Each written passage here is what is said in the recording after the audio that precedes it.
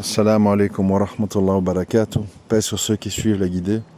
Paix et bénédiction sur le prophète sallallahu alayhi wa sallam, sur ses compagnons, ses amis, sa famille, ainsi que sur tous ceux qui le suivront de bonne foi jusqu'au jour du jugement. Rapide petit audio. De toute façon, le compte YouTube il est bloqué, je crois, jusqu'au 7 janvier. C'est étrange le destin, ça correspond à mes dates de déménagement, subhanallah. De toute façon, je suis un peu en stand-by d'audio parce qu'il y a beaucoup de choses qui ont été dites. Et c'est vrai qu'à un moment donné, le temps c'est précieux, on ne va pas se répéter, etc. Vous voyez comme moi tout ce qui se passe en fait, comme on le sait. Après une histoire, on en met une autre sur le feu. On nous a tenus au début avec le Covid et puis la guerre en Ukraine, puis ça se tasse. On crie toujours que c'est la grande folie, les guerres atomiques, les missiles, les machins, puis bon, finalement, tout le monde tourne en rond. Oui mais non, non mais oui, et puis le temps il passe, etc. etc. Donc voilà, bon, comme d'habitude, quoi, en fait, c'est des processus lents qui veulent nous mener vers certaines choses. Bon, qui, que, quoi, comment, je sais pas. Donc voilà, ça va pas radoter là-dessus. On voit un petit peu que voilà, c'est des jeux très pervers, très sournois. Et tout le monde est là comme des singes, avec des drapeaux ukrainiens, prennent cause et parti. Enfin, c'est tout à fait grotesque. Idem avec la Coupe du Monde au Qatar. Ah machin, on veut porter le brassard arc-en-ciel. Enfin, c'est complètement fou. En fait, on dirait qu'en Occident, on a une religion à défendre et qu'on veut aller chez les gens. On veut aller chez les gens. Dire on veut arborer notre truc, quoi. Enfin, c'est un peu comme si des footballeurs musulmans venaient à une Coupe du Monde en Europe et ils arboraient des brassards I love Al-Qaïda, I love Daesh, c'est nous, c'est notre culture, on aime le truc. Enfin, c'est n'importe quoi en fait, c'est n'importe quoi. Alors, on vous dira oui mais non, c'est l'amour, c'est pas la guerre. Enfin, oui mais bon, dans cet amour il y a la destruction des familles, il y a le sida, enfin, il y a des grandes discussions interminables. On en revient toujours à mon même leitmotiv que je répète depuis 2009. 2009, ça fait combien ? 13 ans, c'est ça ? 13 ans. Qui s'appelle quoi ? La guerre des projets. C'est la guerre des projets. Nous sommes au milieu, nous, population innocente, musulmans ou non d'ailleurs, on est tous pris en chantage dans une guerre de projets. Tu dois être blanc, tu dois être noir. Et si t'es gris, t'es un traître. T'es un traître pour les tiens ou t'es un traître pour les autres. Et voilà. Donc voilà, ceux qui veulent le juste milieu sont condamnés à être traités de gris. Et on te dit, c'est où l'arc-en-ciel ou le drapeau noir, machin, Shahada, Daesh, etc. Bon. Non, écoutez, désolé, je ne suis ni l'un ni l'autre, désolé, je suis musulman, puis voilà. Et voilà, ça on n'aime pas, ça on comprend pas. On doit te mettre dans des cases, tu vois. On doit te mettre dans une case. Et quand on ne sait pas te mettre dans une case, on est mal à l'aise. Alors à côté de ça, on a tous nos amis, je voulais un petit peu expliquer, parce qu'il y a des gens, ils ont du mal à comprendre. Tous nos amis, il y a de plus en plus de gens nationalistes, berbères machin, Marocco ceci, Algérie forever, enfin vous connaissez, Polisario, le Sahara c'est à nous, c'est à vous. Non jamais, crevez tous, bande de traîtres, et vous avez reçu l'ambassadeur israélien. Oui mais vous avec les Français, bon voilà. Je résume le cirque, quoi, un peu ça. Écoutez, ça c'est quoi ? C'est quoi le descriptif de ça ? Et bien sûr, ceux qui viennent avec l'islam, ouais, t'es un recruteur de Daesh, wahhabite, on vous connaît, bon, on te fait insulter. Dès que tu dis calmez-vous un petit peu avec vos drapeaux, la religion est au-dessus de toute chose, soyez pas des tribalistes, bon, tu te fais incendier. Alors c'est quoi l'explication ? En fait, comme je l'ai souvent dit, en fait, la nature a horreur du vide. La nature a horreur du vide. Donc, quand les cœurs sont vidés de l'appartenance religieuse, que ce n'est plus qu'une coutume et des habitudes, Salam alaikum, Becher, salam, truc, la famille, ça va, barakallahu fik, jazakallahu khair, labas salik. Bon, une fois que tout ça, ça devient des automatismes, des paroles robotiques, dont on ne mesure plus le sens, la profondeur, le lien spirituel, etc., que c'est juste des mots, quoi, comme chez les mécréants, hein. Oh mon Dieu, oh Jesus, oh my God, bon, voilà, repose in peace. Tout le monde balance des mots, on ne sait pas de quoi on parle, on sait pas De quoi on parle? Je vais prier pour vous, je prie pour vous. Oh, I pray for you. Tu pries quoi? Tu pries comment? Ben, personne ne sait répondre. On te dit prie, mais personne ne prie. Bon, voilà. Bref, eh ben, comme la nature a horreur du vide, eh ben, elle remplace avec ce qu'elle a devant elle. Soit la race. Alors c'est les afrocentristes. Oui, nous les noirs, on a tout construit. C'est nous les premiers pharaons, nous sommes les rois du monde. Et les blancs étaient nos esclaves, machin, Nation of Islam, Kémy Seba, tic-tac, machin.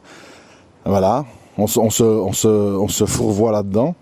Ou bien on va se mettre dans le rire, on va blaguer de tout, hein, genre les comiques et tout ça. Hein.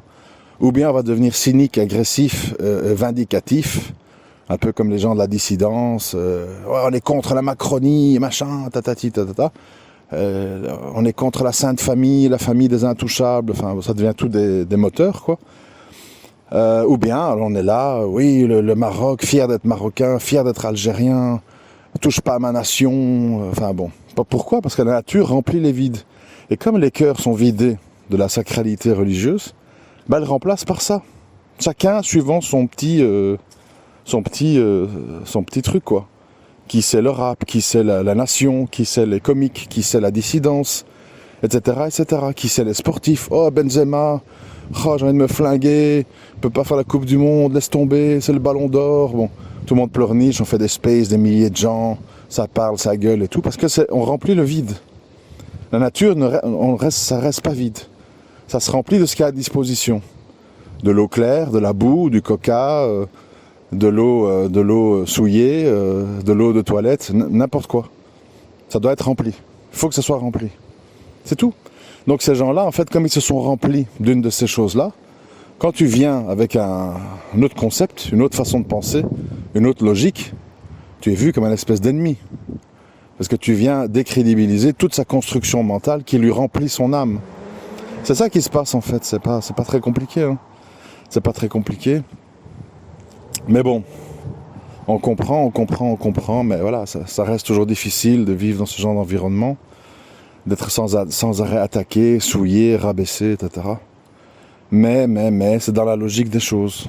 Alors, bon, aujourd'hui aussi, beaucoup de gens sont dans une espèce de complainte, alors que, croyez-vous entrer au paradis sans avoir été éprouvé? Fait partie de l'épreuve, le fait de devoir côtoyer, de devoir gérer, en fait, des gens qui sont, je sais pas moi, pas comment il faut les appeler, qui est ignorant, qui est égaré, qui est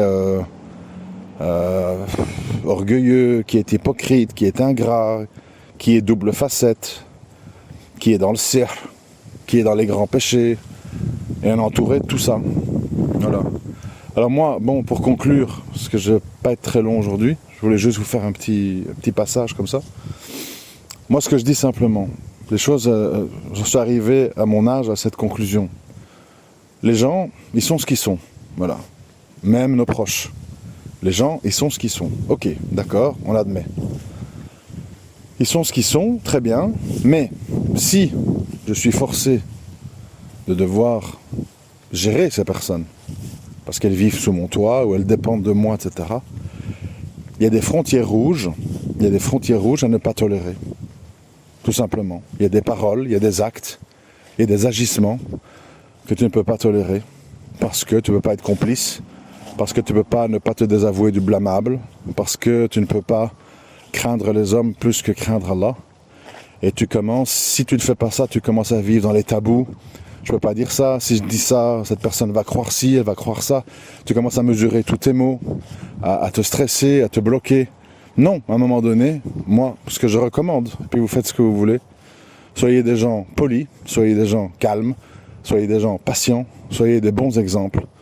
Mais si vous voyez du blâmable, si vous voyez de la manipulation, si vous voyez de la toxicité, devenant de qui que ce soit, ça ne doit pas passer.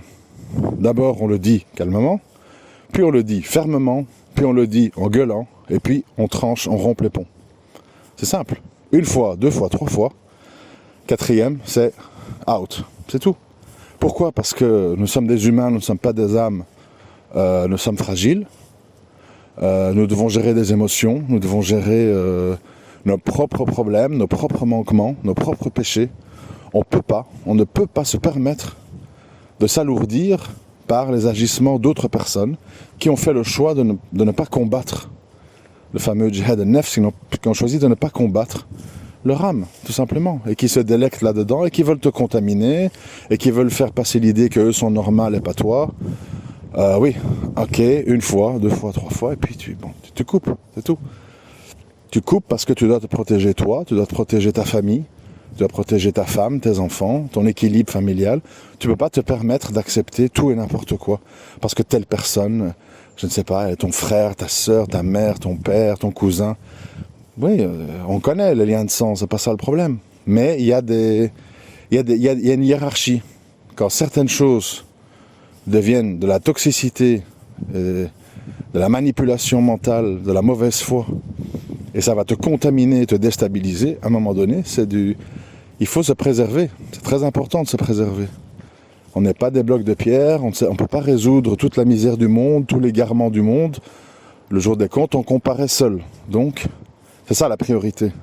Dans quel état je vais être?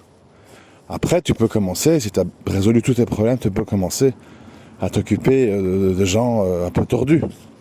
Mais en tout cas pour les hommes, Allah il nous demande de nous occuper de nous-mêmes et des gens sous notre responsabilité.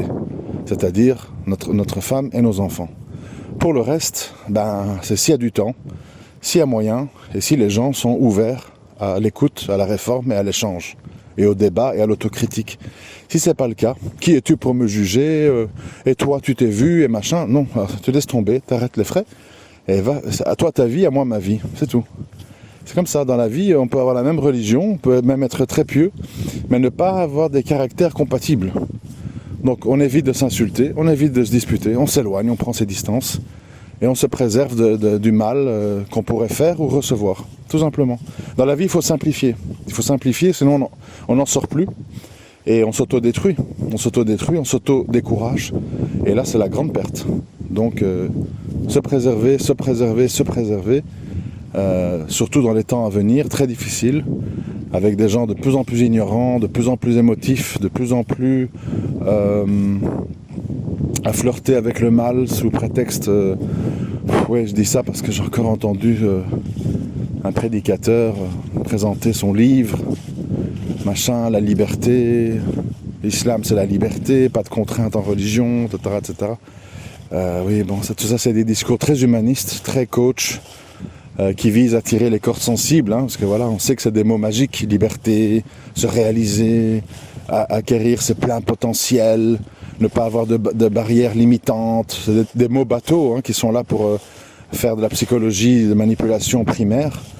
Donc à un moment donné, l'équation elle est tout à fait différente, c'est-à-dire que nous sommes libres, nous avons le libre arbitre, mais Allah nous donne des recommandations et nous donne clairement des listes claires et précises de ce qui est permis ou pas permis. Et quand c'est pas permis, eh bien tout simplement, pour être conforme à notre Créateur, pour lui plaire et pour ne pas encourir sa colère ici-bas et dans l'au-delà, eh bien on s'interdit ce qu'Allah nous a interdit. Et donc on renonce à notre liberté sur des points qu'on sait qui sont problématiques par rapport à notre Créateur et ce qu'il attend de nous. Donc ces discours qui sont basés sur la liberté, sur des discours très humanistes, évidemment, ne tombent là-dedans que des gens qui n'ont pas bien compris leur religion, ni la finalité de celle-ci, et qui pensent qu'en fait, on peut mélanger l'eau et l'huile dans tous les domaines, etc. Ce sont des manipulations, mais c'est comme ça. Nous sommes dans l'époque de la manipulation, je l'ai souvent dit. Ceux qui pensent que quand on parle du diable, de Dajjal, on parle d'un monstre hideux, malodorant, etc., ils se trompent. On a affaire à une très très grande épreuve parce qu'il sait comment nous parler, il sait comment nous utiliser, il sait comment nous tromper, il est charmant, il nous propose des choses charmantes. Et voilà pourquoi c'est une épreuve difficile. Si c'était un monstre visible, hideux, ce serait pas difficile. On le voit, on comprend, on s'écarte. Mais c'est pas comme ça que ça se passe. C'est charmant, il dit ce qu'on a envie d'entendre, il appuie sur nos doutes, il appuie sur nos faiblesses, il appuie sur nos phobies. Et tu tombes. Voilà. À très bientôt, Inch'Allah. Je vous remercie de m'avoir écouté. J'espère que vous vous portez bien. Assalamu alaikum wa rahmatullahi wa barakatuh.